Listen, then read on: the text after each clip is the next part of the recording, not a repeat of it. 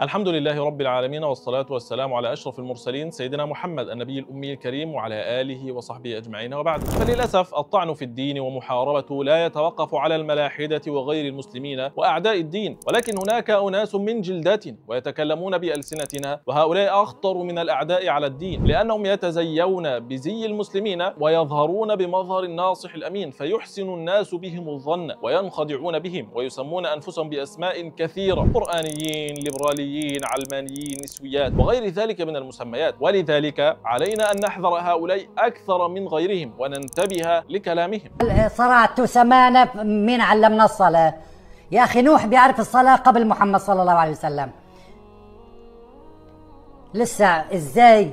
يعني فرجيني حديث واحد يقول لك قل سبحان ربي الأعلى وقل سبحان ربي الأعلى. حاجة كذب.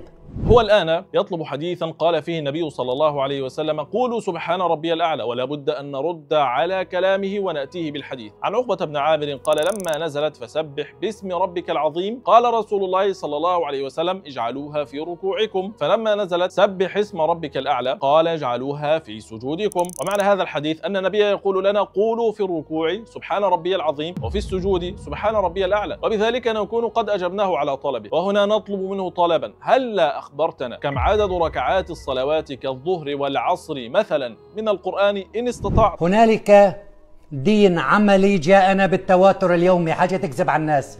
كل إنسان شاهد أمه وأبوه كيف عم صلوا. حاجة تقول لي إزاي صلاة الفجر ركعتين؟ عم بناقشك بكتاب الله. حاجة تكذب. هذا السؤال هو ما يحبط دائما منكر السنة ويكشف أمرهم. هو قال أنه لا يأخذ بشيء خارج القرآن، وظل ينكر بأقصى العبارات على من يأخذ بسنة النبي صلى الله عليه وسلم. وعندما تسأله عن عدد ركعات الصلوات يقول بالدين المتواتر، ولكنه لم يوجد في القرآن، فلماذا تأخذ به؟ وهنا يظهر التناقض العجيب، ويظهر أن كل ما يقولونه هو محض زور وبهتان. فلو كنت تأخذ بالقرآن فقط لن تستطيع أن تصلي، ولن تستطيع أن تحج، ولن تستطيع أن تزكي، يعني لن تستطيع أن تقوم بأركان الإسلام الأساسية. أليس هذا هدما للدين وتضييعا له؟ فما الذي يمنع أن نأخذ بالحديث إذا ثبتت صحته عن رسول الله صلى الله عليه وسلم؟ ألم يقل الله: وأطيعوا الله وأطيعوا الرسول؟ ألم يقل الله: فإن تنازعتم في شيء فردوه إلى الله والرسول؟ نرده إلى الرسول في حياته وإلى كلامه وسنته بعد مماته. والله يقول: وما آتاكم الرسول فخذوه وما نهاكم عنه فانتهوا. لماذا تأخذون بالقرآن وتتركون السنة، مع أن الذي بلغكم القرآن هو من بلغكم السنة؟ ولكن هذا تمهيد لمن يأتي بعدهم، فهم يحاولون إسقاط السنة ثم يتجرؤون بعد ذلك على القرآن. ما أنزل الله. أي أحد فيكم عنده الجرأة يطلع يناقش الآية السادسة من سورة الجاثية: تلك آيات الله نتلوها عليك بالحق فبأي حديث بعد الله وآياته يؤمنون؟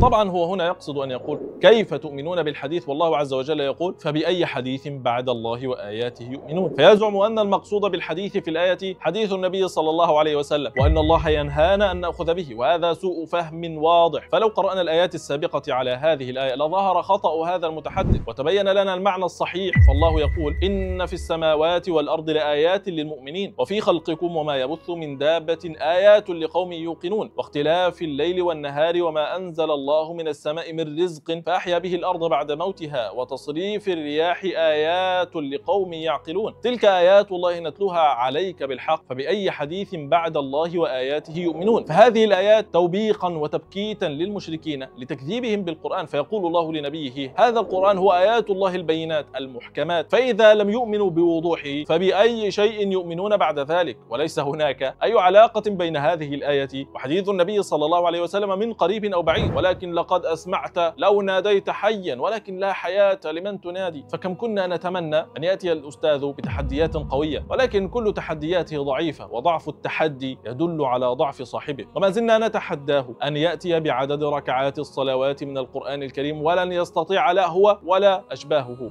وماذا عن سؤال الملكين؟ يا أخي بقول لك ما في عذاب قبر، بتقول لي سؤال الملكين. طيب هلأ لما سيادتك أو أي أحد فيكم أي كلمة يقولها بيتشاهد، بيكفر، بيسب، بيلعن، أليس في ملكين عم بيسجلوا؟ ليش عم تكذبوا الله؟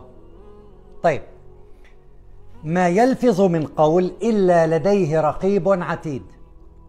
فالحمد لله إذا أحد منكم شاهد ملايين المرات، هالملكين سجلوا أنه قال أشهد أن لا إله إلا الله وقال ربي كذا وصام وصلى وكذا، هل كل هذا الأرشيف ينسف ليأتيك ملكين ويقول لك استيقظ تشوف مين ربك؟ يا أخي أنا شو كنت عم بقول؟ وين الملكين سجلوا لي الكلام؟ مين هو نبيك؟ لا ما مين هو نبيك، ماذا تقول في هذا الذي بعث فيكم؟ يقول الآن: ما الفائدة من سؤال الملكين مع أن هناك ملكان كتبوا كل كلمة قلتها، والمسلم تشهد آلاف المرات وقد دون هذا من الملكين، وعندنا أرشيف هكذا يقول، وعندنا أرشيف بكل ما يقولونه، يعني ينكر سنة النبي صلى الله عليه وسلم وينكر غيبيات لا دخل للعقل فيها بعقله، ومع ذلك نقول له نعم دون كل كلام الميت ودون تشهده. ولكن أليس من الممكن أن يكون قال ذلك رياء؟ أليس من الممكن أن يكون منافقا؟ أليس من الممكن أن يكون عاصيا تاركا للصلاة؟ كل هذا ممكن وارد، فالمؤمن الطائع عندما يسأل يجيب، أما غيره فلا يجيب. وقياسا على كلام أنه ليس هناك أي فائدة من سؤال الملكين، لأن الملكين رقيب وعتيد قد كتب كل شيء، فنسأله سؤالا: ما الفائدة من الكتابة أساسا والله يعلم كل شيء ولا تخفى عليه خافية؟ وكذلك نريد أن نسأله سؤالا آخر من القرآن، الله يقول: يوم تشهد عليهم ألسنتهم وأيديهم وأرجلهم بما كانوا يعملون. هل أخبرنا الأستاذ ما الفائدة من شهادة الجوارح مع أن كل أعمالهم مدونة؟ وأيضا لماذا خلق الله الدنيا أساسا مع أن الله يعلم أهل النار وأهل الجنة قبل خلق الخلق أساسا؟ الله عز وجل فعل كل هذا لئلا يكون للناس على الله حجة، فنتمنى من الأستاذ أن يجيبنا على هذه الأسئلة، وهي متوافقة تماما مع قاعدته التي وضعها لإنكار سؤال الملكين، ولن يستطيع أن يجيب. صلى الله وسلم وبارك على سيدنا محمد وعلى آله وصحبه وسلم.